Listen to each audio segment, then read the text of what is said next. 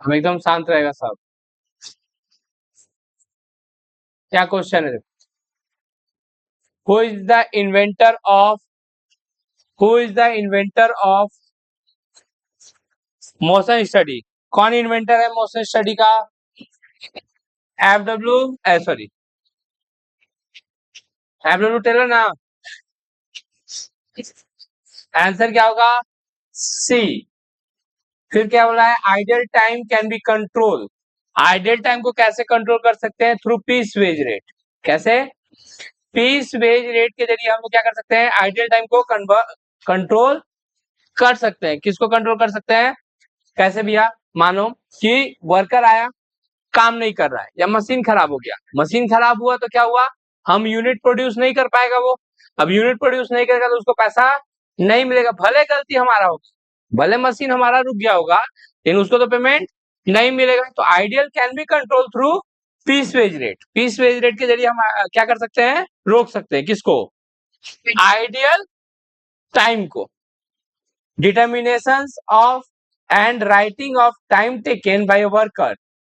Time taken by a worker for each job. देखो, किसी एक पर्टिकुलर जॉब के लिए, किसी एक पर्टिकुलर जॉब के लिए कितना एक वर्कर टाइम लिया है, वो पता है टाइम बुकिंग से पता चलता है। किससे पता चलता है?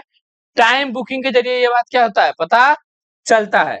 Which method of wages is appropriate for job require high efficiency of worker? समझो, इफिशियंसी ऑफ वर्कर मतलब कि जो अच्छा वर्कर है वो काम थोड़ा, बोल लेने दे बहन थोड़ा सा, जो इफिशियंसी माने अच्छा से काम होना चाहिए। क्या होना चाहिए? अच्छा से काम होना चाहिए। जो जॉब ऐसा हो जिसमें काम अच्छा होना चाहिए, क्वालिटी मेंटेन करना है। क्या मेंटेन करना है?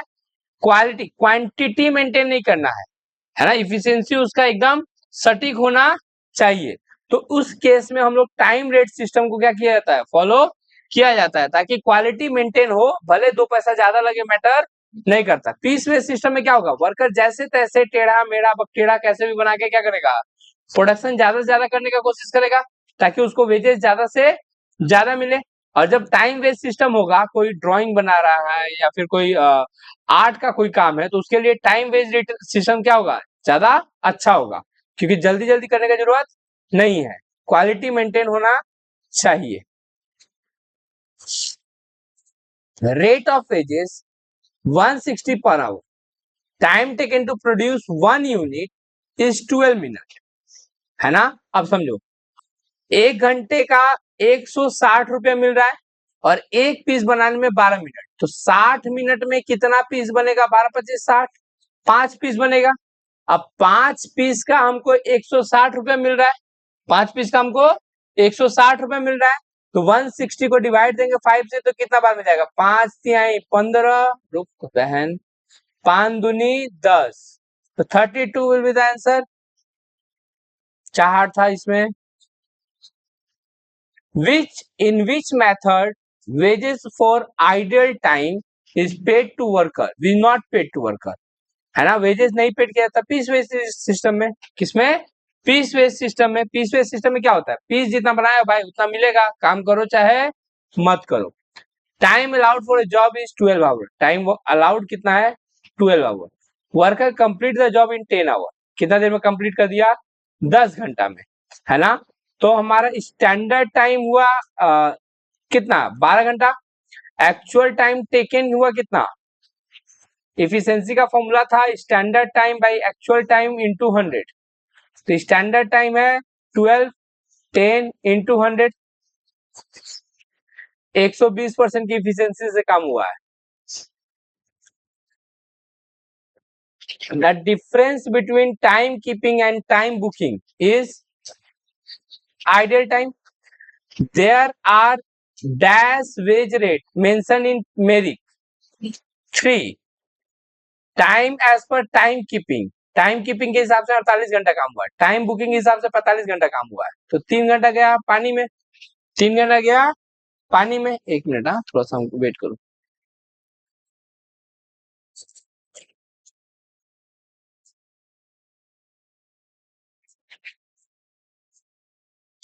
तीन घंटा गया आएगा आएगा, करण अर्जुन आएंगे, आजा।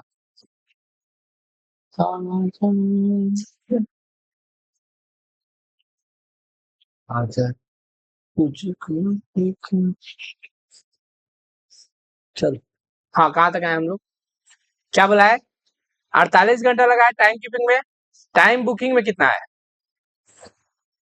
45 और 40 रुपया करके रेट है। आइडियल टाइम के लिए कितना है? तो 3 घंटा है मेरा आइडियल टाइम है।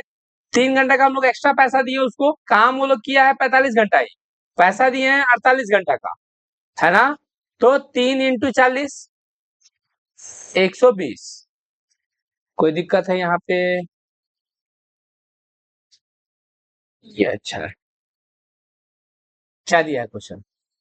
प्रोडक्शन डिपार्टमेंट का काम क्या है? प्रोडक्शन करना। क्या करना है? इसका काम है प्रोडक्शन करना। ट्रांसपोर्ट डिपार्टमेंट का काम क्या है? ट्रांसपोर्ट डिपार्टमेंट का डिटर्मिनेशन ऑफ वेजेस कॉस्ट। अच्छा, अटेंडेंस डिपार्टमेंट का क्या होता है? अटेंडेंस कीपिंग बोल सकते हैं।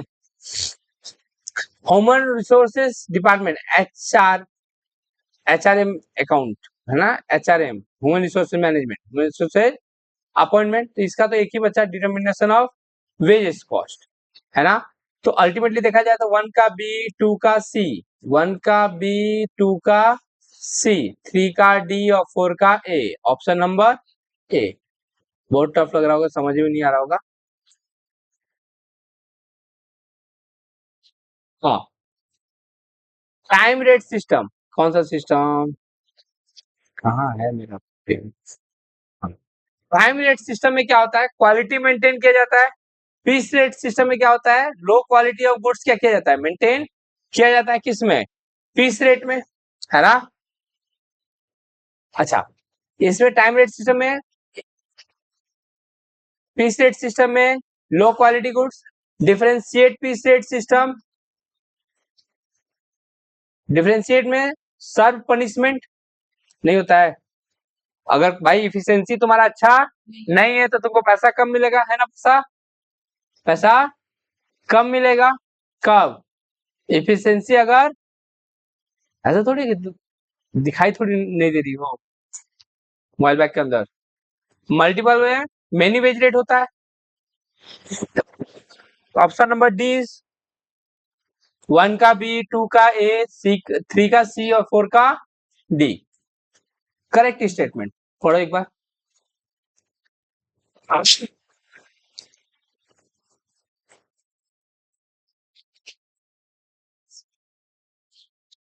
Wages is important element two of production cost, है ना? ये भी सही है। अपना ओन फीचर्स है।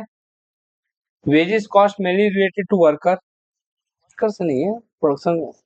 Wages has its own features, है ना? Option number B statement. Under time rate system volume of work become low. Volume मतलब क्वांटिटी, क्वांटिटी कम हो जाता है। किसमें? टाइम रेट सिस्टम में। रीजन क्या है? क्योंकि हम लोग more importance on the time than production, time पे ज्यादा फोकस किया जाता है प्रोडक्शन के कंपेयर में। किसके कंपेयर में? नहीं समझ में आया? पीस फेज में क्या होता है? प्रोडक्शन पे ज्यादा फोकस किया जाता है। प्रोडक्शन ज्यादा से ज्यादा होना चाहिए, टाइम कम से कम लगना चाहिए, प्रोडक्शन ज्यादा से। जबकि इसमें क्या होता है? किसमें?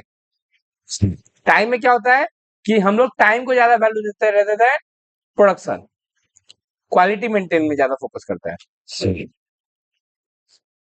15 पढ़ो। Under piece rate system important time keeping is minimum. पढ़ो एक बार फिर से।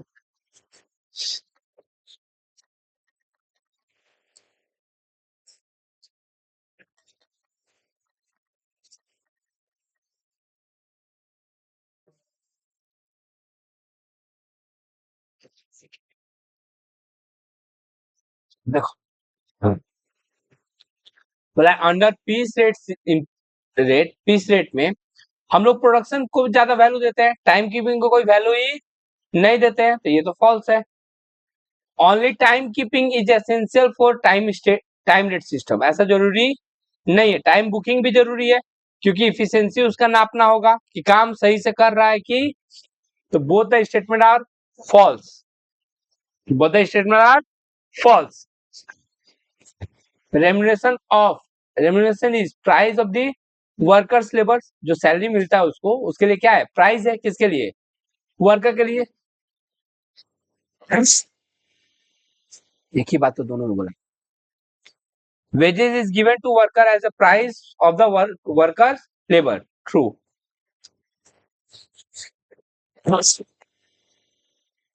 जो लेबर होता है उसको प्राइस के रूप में वेजेस दिया जाता है। आगे पढ़ो, आगे पढ़ो, 17 पढ़ो।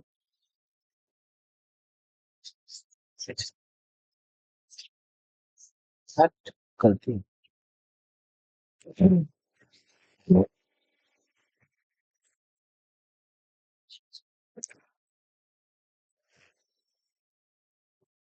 क्या बोला है, वेजेस विच, नहीं दिखा दे रहा है क्या, wages which is related to certain cost centre, एक पर्टिकुलर चीज के लिए रिलेटेड है तो उसको डायरेक्ट वेजेस बोला जाएगा। क्या बोला जाएगा, ना कि इनडायरेक्ट, तो ये फॉल्स है। Indirect wages is included in prime cost, गलत बात है। Direct material, direct wages, direct expenses मिलता है तब जाके प्राइम कॉस्ट बनता है, तो ये भी गलत बोला है। That part of wages which is not related to a certain job, है ना, जो सर्टेन जॉब से रिलेटेड नहीं है वो इनडायरेक्ट वेजेस है, ऐसा कुछ नहीं है। जॉब से रिलेटेड है लेकिन डायरेक्टली एट्रीब्यूट नहीं है ना, उसको इनडायरेक्ट वेजेस बोला जाता है। Direct wages mainly included overhead, overhead includes indirect material, indirect labour और इनडायरेक्ट एक्सपेंसेस, है ना। तो डायरेक्ट वेजेस तो कंक्लूड ही नहीं करता है, तो ये भी गलत बात है। बहुत गलत इंसान है ये, सब कुछ गलत है। चलेगा ये, कुछ भी सही।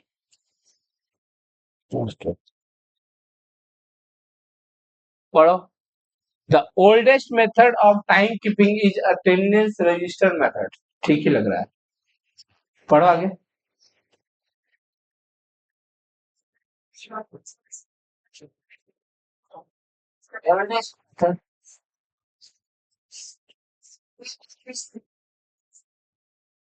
The modern method of time keeping is biometric, सही है।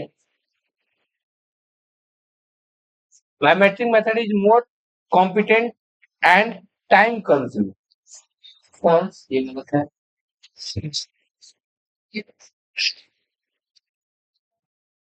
फॉल्स, ए बी ट्रू और 3 4 फॉल्स, तो कौन सा लग रहा है, ऑप्शन नंबर ए। पढ़ो उसके बाद।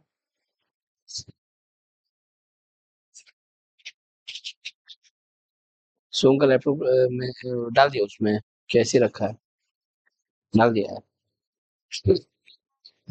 उसका ये वाला निकाल कर रखा है।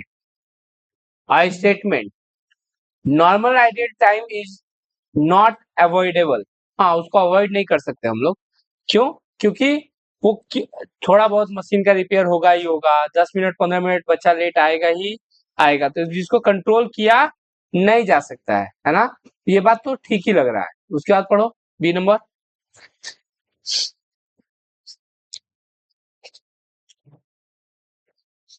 Abnormal ideal time is avoidable, सही लग रहा है दोनों। अरे ये दोनों, normal ideal time is unavoidable, है ना, अवॉइड नहीं कर सकते हैं। एबनॉर्मल आइडियल टाइम को अवॉइड किया जा सकता है, अवॉइड हुआ नहीं है ना। क्या क्या ऑप्शन है, दोनों सही का ऑप्शन है कहीं पे।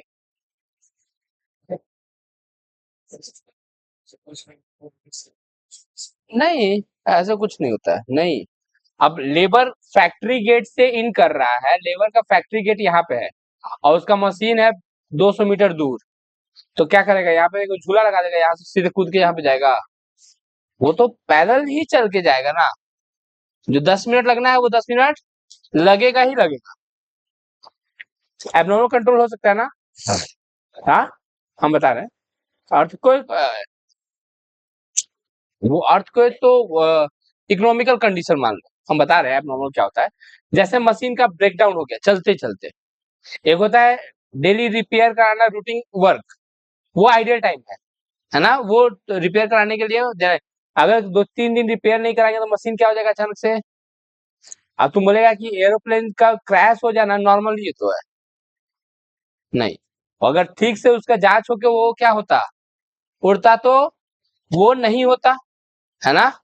अब पंछी जो है टकरा जा रही है एरोप्लेन से, ये नॉर्मल बोल सकते हैं, है ना, वो एब्नॉर्मल क्योंकि वो कंट्रोल में नहीं है ना। लेकिन आग लग जाना, इंजन रुक जाना, ये सब कंट्रोल में था, कंट्रोल किया नहीं किया वो अलग बात है ना।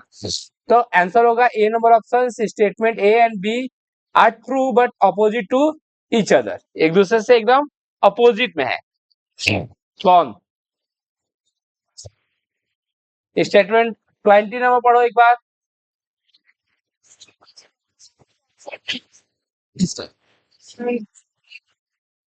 ना एक है, ये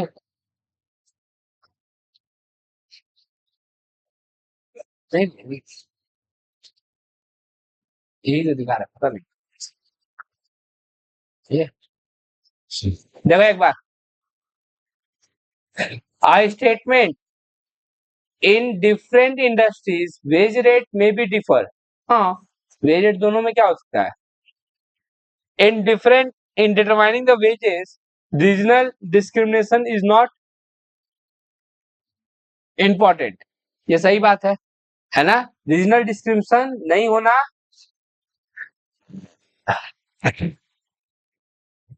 फिर से पढ़ता है, in different industries wage rate may be different, सही लग रहा है ना, in determining wages regional discrimination is not important, हाँ नहीं इम्पोर्टेंट है, रीजनल डिस्क्रिमिनेशन मतलब तुम समझो एक बात, जैसे जो वेजेस यहाँ पे मिल रहा है ना, यही वेजेस क्या बेंगलोर में भी मिलेगा, बेंगलोर बहुत ज्यादा महंगा शहर है, कौन सा, और कलकत्ता बहुत सस्ता शहर है, जो आदमी यहाँ पे 50,000 में अपना रोटी रोजगारी चला ले रहा है, वो आदमी बेंगलोर में 1 लाख में नहीं चला पाएगा, है ना, क्योंकि कॉस्ट ऑफ लिविंग वहां पे बहुत हाई है ना। बोले तक वहां पे तो बस मिलता ही नहीं भैया, कहीं भी जाना है थोड़ा सा भी दूर जाना है 15 किलोमीटर मैंने 15 मिनट का भी रास्ता करना है तो 100 रुपया लगेगा टोटो का, 100 रुपया लगेगा टोटो का, यहाँ पे 10 रुपए में पहुंच जाता है तुम उतरपाड़ा, 5 रुपए में पहुंच जाता है ना हावड़ा भाई ट्रेन से। आंसर होगा statement A is true B is false, तो रीजनल डिस्क्रिमिनेशन होता है। आओ टैक्स में आते हैं, transfer of capital means all, transfer section 247, which one of the following is capital assets, कौन सा इसमें से कैपिटल एसेट्स है, all of this, which of the following is taxable under that income from other sources, lottery income, अच्छा salary कहाँ taxable होगा, income from salary में, house rent HP में, है ना, ये पढ़ा नहीं है तुम लोग chapter, receive from sale of land capital gain में, है ना, अच्छा फैमिली पेंशन 60,000 रिसीव हुआ है, मैक्सिमम डिडक्टेबल अमाउंट देखो यहाँ पे 25,000 का ऑप्शन ही नहीं दिया है, एक तो 25,000 का ऑप्शन है, नया वाला में 25,000 हो गया है, कितना हो गया है, चूंकि ऑप्शन नहीं दिया तो अभी 15,000 पे ही काम चलाना। Under which head salary of MP MLA is taxable other sources, income from sub letting house is 1 lakh, rent paid is 70,000, repairing charges is 10,000, minus कर दो 20,000, 1 लाख से 17,000 गया, 30,000 30,000 10,000 गया, 20,000 ओनली, देखो 40,000 कर दिए, वाह,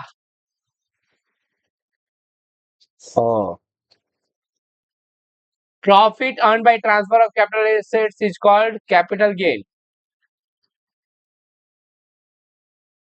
In case of land and building for long term capital assets holding period, land and building के केस में इमूवेबल प्रॉपर्टी है, इमूवेबल प्रॉपर्टी में 24 महीना का कहानी है ना। अदर अदर कुछ भी जो बचा उसके लिए, शेयर्स के लिए 12 महीना, वो तो शेयर्स में, हाँ, लिस्टेड के लिए 12 महीना, अनलिस्टेड के लिए 24 महीना, और इमूवेबल के लिए 24 महीना, अदर कोई भी एसेट ज्वेलरी है ना, इनके लिए 36 महीना। Dividend receive from Indian company 40,000, taxable dividend is 40,000, पहले नॉट टैक्सेबल था, अब टैक्सेबल हो गया। हाउस होल्ड फर्नीचर, घर का फर्नीचर, एसेट्स नहीं है, नॉट अ कैपिटल एसेट्स, क्योंकि पर्सनल यूज है। House for personal use is a long term, is a capital assets, है ना। Listed share hold for 5 years, long term capital assets. Land held for 8 months, short term capital assets. 1 का C, 2 का A, option number, चलो। Remuneration of examiner copy check करा, income from other sources नहीं, other sources.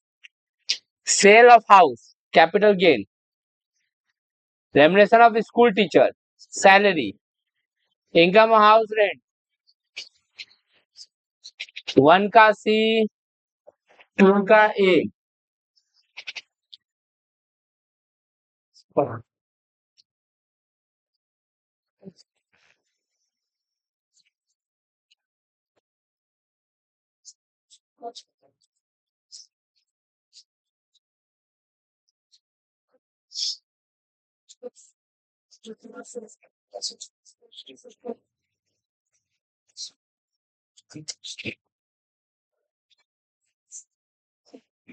As per Act, capital profit is taxable under the capital gain. This gain arises from the transfer of capital assets, है ना। Any profit and loss arises due to transfer of capital assets is known as capital gain. Mr. Boss received 20,000 as a dividend from Indian company. This is fully taxable as he was resident in the previous year, है ना। As deductions under section 1034 is not available now, है ना। पहले छूट था, अब छूट नहीं है।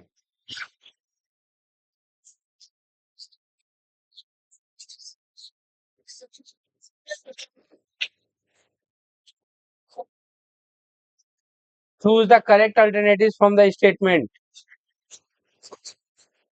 क्या बोला है, household furniture is a capital assets, false. हमें पगला हुआ है का, हाउस होल्ड वाला मतलब पर्सनल यूज हो गया तो कैपिटल एसेट नहीं है। Furniture is a immovable property, देखो both the statements are false. पढ़ो उसके बाद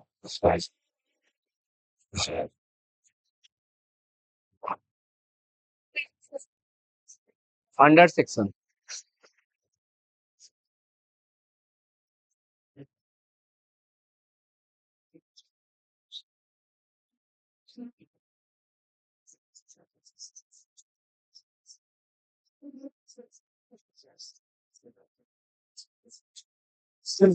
बोले expenses as a company's director is exempted under section 157(3) of IT Act from the income of director। Obviously है, डायरेक्टर का आने जाने का जो खर्चा है वो छूट मिल जाएगा। Personal expenses of SSC is not exemptable, personal खर्चा छूट, अब रास्ता में बिरयानी खाए उसका छूट नहीं मिलेगा, है ना। ऑफिस रिलेटेड जो भी खर्चा होगा वो छूट मिल जाएगा। Both the statement are true. 37 पढ़ो। Which of the following is not a capital assets, कौन सा इसमें से कैपिटल एसेट्स नहीं है। स्टॉक इन ट्रेड नहीं है, पर्सनल कार नहीं है, बाकी दोनों तो एक 1 and 2 are true, not a capital assets, उल्टा हम लोग बोल रहे हैं ना। तो ये दोनों नहीं है ना, ये दोनों है, तो ये दोनों में फॉल्स होगा ना। 1 2 is false and 3/4 are true। नहीं समझ में आया क्या बोले? और उसके बाद 3 और 4 नहीं है, तो वो लाइन को अगर कंप्लीट करेंगे तो क्या होगा? Which of the following is not a capital assets? तो stock in trade and personal car is not a capital assets, but which one is the capital assets? Then leasehold premises and goodwill of the business। करो।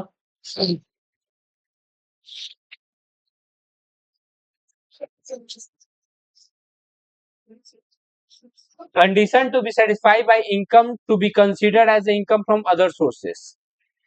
It must be an income, obviously है। Income is not tax free, ये भी सही है। The income is not likely not taken in any other head, किसी और head में नहीं आना चाहिए।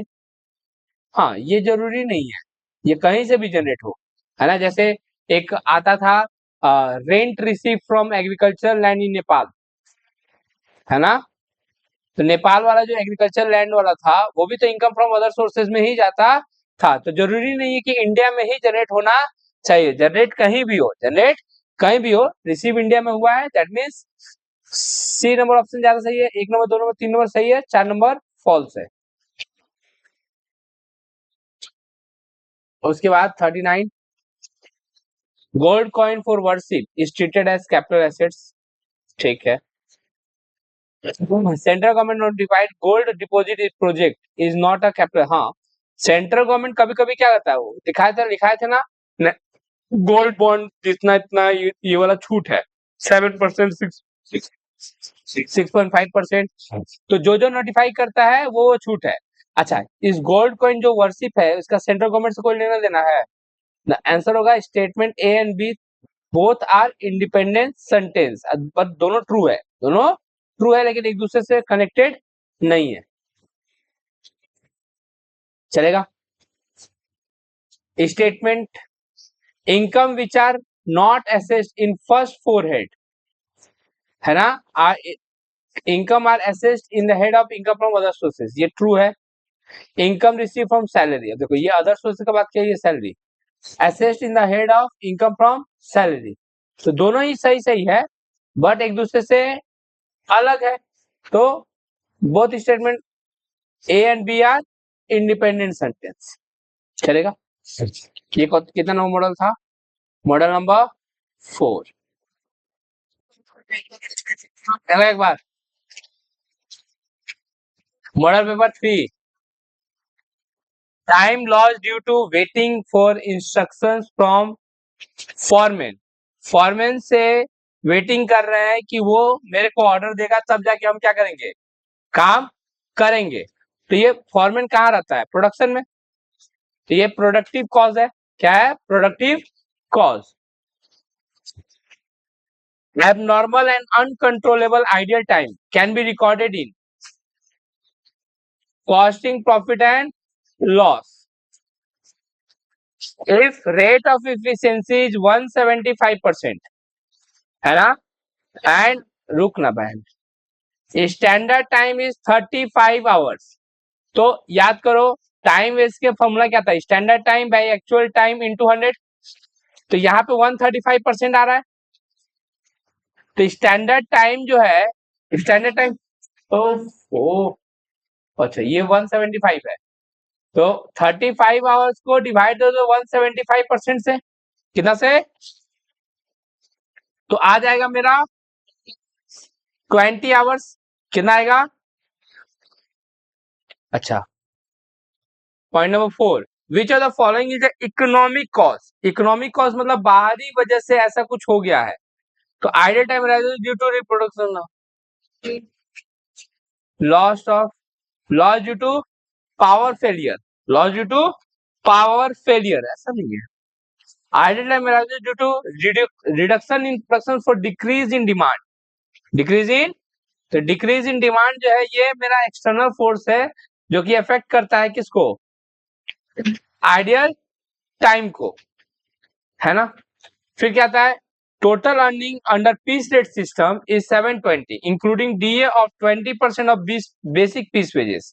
तो कहीं ना कहीं ये जो फिगर है ये 120% के बराबर है, क्योंकि इसके अंदर में 20% का प्रॉफिट वो एक्स्ट्रा क्या है, इंक्लूडेड है। क्लियर? हाँ रुक जा भाई। If rate per unit is 5 then the unit produce will be, तो 720 को डिवाइड दे दो 120 से तो आएगा 600, 600 को डिवाइड दो 5 रुपया से, है ना, तो 120। आंसर क्या होगा? 120 यूनिट। नहीं समझ में आया? देखो ये उसको टोटल वेजेस मिला है, टोटल वेजेस कितना मिला है? 720 रुपया। 720 रुपया जो मिला है वो बेसिक प्लस डीए दोनों मिला के मिला है। बेसिक प्लस, अच्छा डीए जो है वो 20% है बेसिक का, तो अगर बेसिक 100 है तो ये 20 है, ये दोनों मिला के कितना के बराबर है? तो 720 कहीं ना कहीं 120% बराबर 720 रुपया, तो 1% बराबर 720 बाई 120, तो 100% बराबर माने मल्टीप्लाई कर लेंगे तो वही आएगा 600। 600 रुपया मिला है, 600 रुपया मिला है। कितना पीस बना के? हर एक पीस का 5 रुपया मिल रहा था। कितना मिल रहा था? तो 5 से डिवाइड देंगे तो 120, 5 से डिवाइड देंगे तो चलेगा। अच्छा, if hourly rate is 15, hourly rate कितना है? 15 एंड पीस रेट वेजेस है 20% more than the time rate, तो 15 पे 20% जोड़ देंगे तो 18 रुपया हो जाएगा। अच्छा, hourly production is 20 unit, 20 piece बनाना है 1 घंटे में, 20 पीस बनाना है, 18 रुपया मिल रहा है 20 पीस बनाने का, तो एक पीस बनाने का 90 पैसा मिल रहा है। कितना मिल रहा है?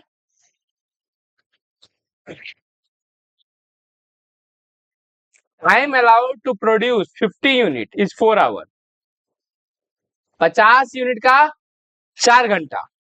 Actual production is 600 unit in 40 hours, है ना, तो नॉर्मली 500 यूनिट बनना चाहिए, 600 यूनिट बना है ना। Actual production by standard production into 100, तो 120% चलेगा ये। If the actual production is 144 unit, कितना है? The rate per unit is 5, rate per unit कितना है? 144 पीस बनाया है 5 रुपया करके। If total earning under merit piece system is 120%, कितना परसेंट? और अर्निंग कितना है? 864, कितना अर्निंग है टोटल? समझो, तो 864 का अर्निंग है कितना यूनिट बना के, तो स्टैंडर्ड प्रोडक्शन कितना है वो पूछ रहा है। तो मेरिक में क्या रूल था याद है? मेरिक में रूल था कि 120 कब मिलेगा? जब मोर देन 100% रहेगा, तब मोर देन 100% प्रोडक्शन रहेगा, तब ये जो 100% प्रोडक्शन मिला 144 यूनिट, 140। अच्छा, उसको मिला कितना है ना? ठीक, देखो एक काम करो, इसको डिवाइड 120% से डिवाइड दो पहले, 720 आया, 720 को डिवाइड दो 144 यूनिट से, 5 रुपया। कितना? क्या पूछ रहा है? स्टैंडर्ड प्रोडक्शन कितना होना चाहिए? 144 यूनिट प्रोड्यूस किया है, 5 रुपया रेट है ना, तो मल्टीप्लाई करेंगे तो 720 हो रहा है, यही ना? अच्छा, और उसको मिला है, ठीक है, तो 120% है, कितना परसेंट है? 140 को डिवाइड दो 120% से, 144 डिवाइड बाई 120% करो, 120 आ रहा है ना, तो 120 विल बी द आंसर। 120 क्या होगा? आंसर होगा किसका? सही है। अच्छा, बोला क्या which of the following is not a features of good wages rate system, कौन सा इसमें से नहीं है? हाई लेबर टर्नओवर, ये एडवांटेजेस नहीं है, फीचर्स नहीं है। Time as per time keeping, time as per time keeping 60 hours, कितना है? Time keeping rate per hour कितना है? 50। आइडल टाइम वेजेस कितना है? 600 रुपया। टाइम बुकिंग के हिसाब से कितना होगा? आइडियल कैसे निकलता है ये बताओ? ये 600 है ना, 600 को डिवाइड दो 50 से, कितना से? तो 600 डिवाइड बाई 50 करो तो 12 आएगा, है ना। 12 और टाइम की मैंने 12 घंटा फालतू में गया मेरा 12 घंटा, तो कहीं ना कहीं 48 घंटा में ही काम हुआ है, तो टाइम बुकिंग कहीं ना कहीं 48 आवर होगा। कितना होगा? चलेगा? Time spend for each job, time spend for end recording of work done, हर एक काम के लिए बोला ना, हर एक काम के लिए अभी क्या बोले थे? टाइम बुकिंग होता है। क्या होता है? Which are the following is a direct labour cost, कौन सा इसमें से डायरेक्ट, हाँ कौन सा इसमें से डायरेक्ट लेबर कॉस्ट है? कौन सा इसमें से? Wage paid to a worker, wage paid to a, ये डायरेक्ट लेबर कॉस्ट है, वर्कर को जो दिया जाता है। बाकी सब जो सैलरी दिया जाता है ये सब डायरेक्ट वेजेस नहीं है। इनडायरेक्ट पूछता तो ये दोनों होता। Wages paid to a worker in common holiday, है ना, कॉमन हॉलीडे में जो अगर पेमेंट कर रहे हैं तो वो ओवर टाइम वेजेस कहा जाएगा। क्या बोला जाएगा? Which of the following is use to determine the best possible way to complete a job, best possible way किससे पता चलता है?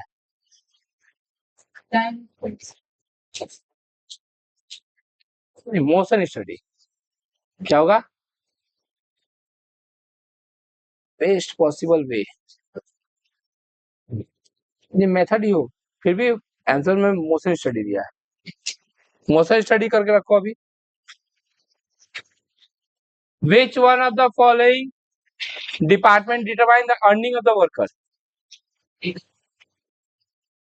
क्या है बोला?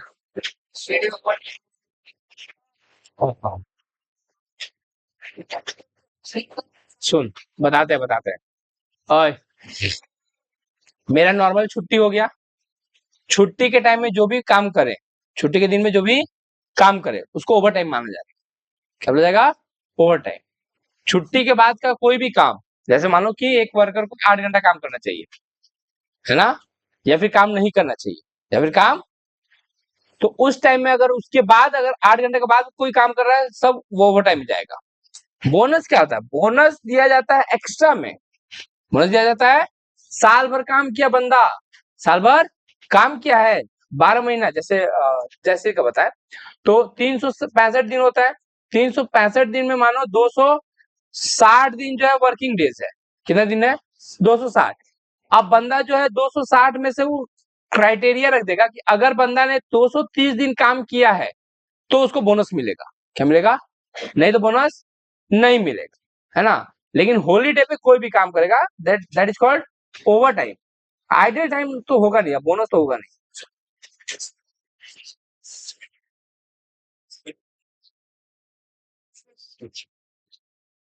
वो ओवर टाइम ही मनाएगा।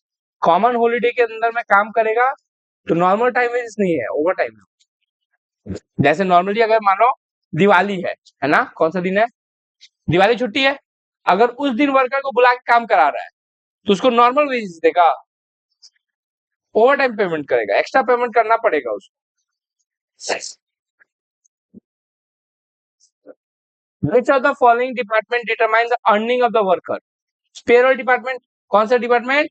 पेरोल डिपार्टमेंट डिसाइड करता है कि क्या अर्निंग होगा, किसका? वर्कर का। विच of the following does not record idle time, कौन सा इसमें से आइडल टाइम नहीं रिकॉर्ड करता है? तो जॉब कार्ड। जॉब कार्ड का काम है क्या बोलो? कि कितना देर एक पर्टिकुलर जॉब में काम हुआ है वो रिकॉर्ड करना, टाइम बुकिंग करना। क्या करना? टाइम बुकिंग करना काम है किसका? जॉब कार्ड का। 17 करो। ओल्डेस्ट मेथड कौन सा है? Attendance register. Idle time control can be control through, idle time कैसे कंट्रोल हो सकता है? फिर प्रॉपर प्लानिंग के साथ, maintaining and machinery of wages and equipment, all of this. Advantages of time rate system is guarantee मिलता है, wages जितना काम किया है मिलेगा ही, सिंपल है, और all of this. Under Taylor differentiate piece rate system, efficiency of a worker is determined, efficiency कैसे? टाइम स्टडी करके भी, और बोथ होगा ना। C meaning of transfer stated in 240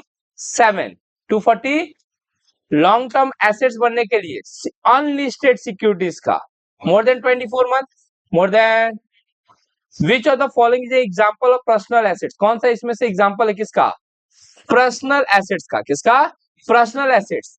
यहाँ पे इज नॉट होगा, है ना, ये क्या होगा question, is not an example of personal effect, है ना, क्योंकि इसमें देखो ये भी पर्सनल इफेक्ट है, ये भी पर्सनल इफेक्ट है, और यूटेंसिल भी, बर्तन जिसमें मांजते हो तुम लोग, वो सब भी क्या है, तो ये तीन तीन पर्सनल इफेक्ट है, एक पर्सनल इफेक्ट नहीं है, वो है ना, एग्जाम्पशन है ये। As per income tax act 1961, as per income tax act 1960, अच्छा 2 minute As per Income Tax Act 1961, which of the following will not be considered as transfer? कौन सा इसमें से ट्रांसफर नहीं माना जाएगा? Conversion of preference share into equity share, ये तो है। इंश्योरेंस क्लेम रिसीव रिजेक्ट होगा, ये है, ये भी है, ये नहीं है, कौन सा नहीं है, conversion. While computing income from capital gain, the individual can deductions under sections, ये सब है, ऑल ऑफ दिस है, डिडक्शन मिलता है। जैसे क्या है समझो, हम एक घर खरीदे या फिर घर बेचे, घर बेचे 25 लाख में, कितना में, और इसी 25 लाख से एक नया फ्लैट खरीद लिया, है ना, तो इस केस में मेरा माना जाएगा कि एक घर के बदले में दूसरे घर लिए हैं, मेरा इंटेंशन ये नहीं था कि एसेट्स बेच के प्रॉफिट जनरेट करें, मेरा इंटेंशन था कि हम थोड़ा सा स्टैंडर्ड ऑफ लिविंग को अपना क्या करें, बढ़ाएं, और इस वजह से हम ये घर को क्या किए थे, बेचे थे। अच्छा भैया, अगर मानो कि बेचे हैं आज, है ना, इस साल में, मैंने 2025 में, और हमको जमीन खरीद लिए, क्या खरीद लिए, जमीन एक दो दिन में तो बनता नहीं है, तो 3 साल लग जाता है क्या करने में, जमीन, तो बोला है कि तुमको टाइम पीरियड दिया जाएगा, 1 साल पहले खरीदो जब बेचा है, सब उसको 2025 में, तो अगर 2024 में भी खरीदा है तो नया घर खरीद लिया तो हम नया घर में शिफ्ट होंगे, पुराना घर में क्यों रहेंगे, तो इसलिए पुराना घर वाला बेच के हम नया घर में शिफ्ट हो रहे हैं, तो भी अलाउ है तुमको, तो भी अलाउ है कि ठीक है इस पैसा का यूज कर लो, किस पर्पज के लिए, नया घर के लिए। और दूसरा क्या बोले, ये जो ईयर हुआ आज का, मानो बेचे कब, 2025 में, 2027 तक कंप्लीट कर लो घर, कब तक, फिर से बोलते हैं, इसका रूल ये है, हम बताते हैं, जिस दिन बेचे 2025 में, उससे 1 साल पहले 2024, उसके 2 साल बाद 2027, इस ड्यूरिंग पीरियड में तुमको घर खरीद लेना है। ये नहीं कि 5 6 साल 10 साल बाद हम क्या कर रहे हैं, घर खरीद रहे तो डिडक्शन नहीं मिलेगा, ये डिडक्शन का अलाउ है, जो भी है, इससे बहुत सारा चीज है इसमें। एक है कि एग्रीकल्चर लैंड खरीद ले रहे हैं, क्या खरीद ले रहे हैं, एग्रीकल्चर, तो भी डिडक्शन मिलेगा, तो भी डिडक्शन मिलेगा। Which of the following is not a capital assets, कौन सा इसमें से कैपिटल एसेट्स नहीं है, दोनों ही कैपिटल एसेट्स नहीं, रूट परमिट कैपिटल एसेट्स है, assets taken as a lease is not a capital assets, ये कैपिटल एसेट्स नहीं है, दोनों ही कैपिटल एसेट्स, दोनों ही कैपिटल एसेट्स है, दोनों ही, आंसर होगा नन ऑफ दिस, दोनों ही कैपिटल एसेट्स है। लीज देखो, अगर हम लीज समझते हो क्या होता है, एक होता है शॉर्ट टर्म लीज और एक होता है लॉन्ग टर्म लीज। अगर कोई प्रॉपर्टी को मोर देन 1 ईयर हम भाड़ा पे लिए हैं, जैसे देखे होगे बहुत सारा बैंक जो है वो क्या करता है, रेंटेड है, वो लोग वहां पे खरीदा नहीं है, वो बोला है कि हमको 30 साल के लिए ये जगह जो है रेंट पे दे दीजिए, है ना, तो उसको बोला जाता है लीज, क्या बोला जाता है, लीज, है ना। अब 30 साल तक वो प्रॉपर्टी उसके नाम पे रहेगा और कोई उसको हटा नहीं सकता। जनरली क्या होता है, अगर हम एक मानो कि एक दुकान खोले मोदी खाना का, है ना, किसी का घर भाड़ा पे लेके, किसी का घर, और जैसे ही मेरा अच्छा चलने लगा, वो क्या करेगा, तुरंत ही निकाल देगा मेरे को, अपना उसमें मोदी खाना का दुकान खोल लेगा, बना बनाया उसको क्या मिल गया, बिजनेस मिल गया। तो इसीलिए वो लोग जानबूझ के क्या करता है, लीज पे ले लेता है, क्या किस पे ले लेता है, ताकि कोई जल्दी उसको निकाल ना सके।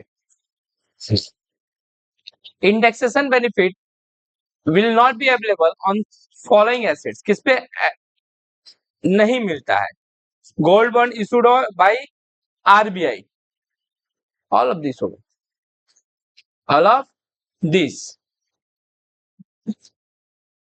हो प्रभु, which of the following is a tax free capital gain? कौन सा इसमें से टैक्स फ्री कैपिटल गेन है?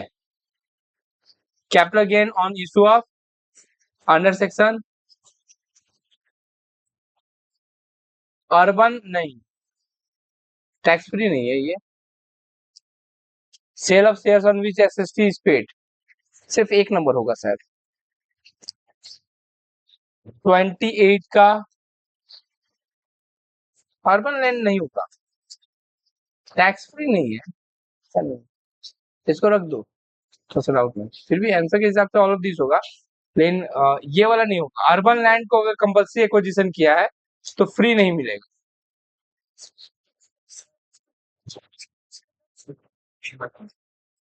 क्या था 24 नंबर?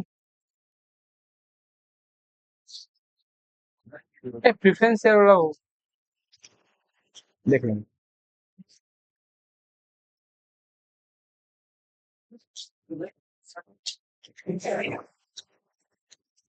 क्या थे, कहाँ तक आए थे? मिस्टर एक्स, कौन? Mister x purchase a land on इतना 98 में परचेज किया है। ऐसा सम करा दिया तुम लोग को, दो चिंगो 2 लाख का एसेट परचेज किए। ही सोल्ड द लैंड ऑन 2024। कब क्या है? फेयर मार्केट वैल्यू कितना था उसका? 3 lakh. Cost of live indexation क्या है? 363 है। सुनो, हमको कैपिटल गेन फाइंड आउट करना है। क्या फाइंड आउट करना है?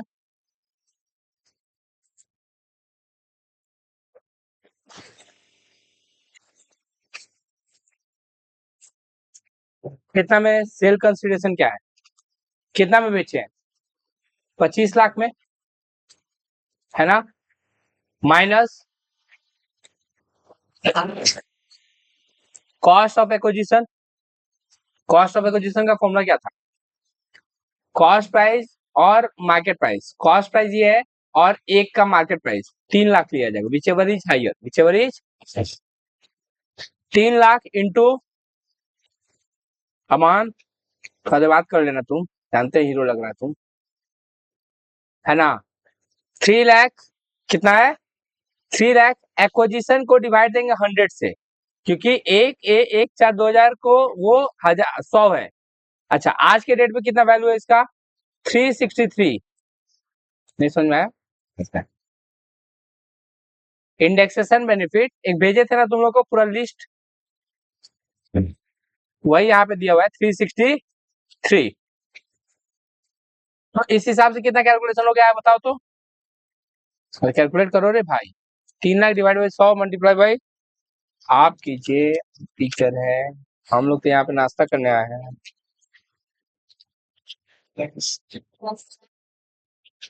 10 लाख, 10,89,000। तो 10,89,000 25 लाख में से माइनस कर दो।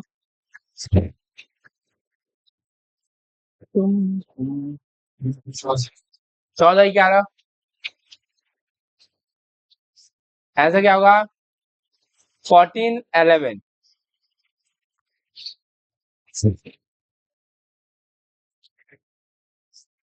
वो लिखा हुआ नहीं है, 2001 का वही फिगर है। हाँ वो तो एक ही याद कर। Mister Y sold a building of इतना 30 लाख में, purchase that building for 18 lakh in 24 में खरीदा है, 25 में बेच दिया, है ना? तो शॉर्ट टर्म है, शॉर्ट टर्म में इंडेक्सेशन बेनिफिट नहीं मिलता है।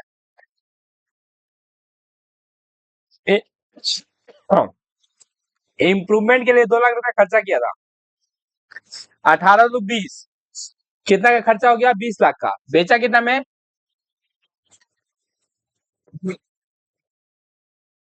10 लाख होगा। कितना होगा? Daily allowances of MP MLA is exempted, है ना? नॉट टैक्सेबल है।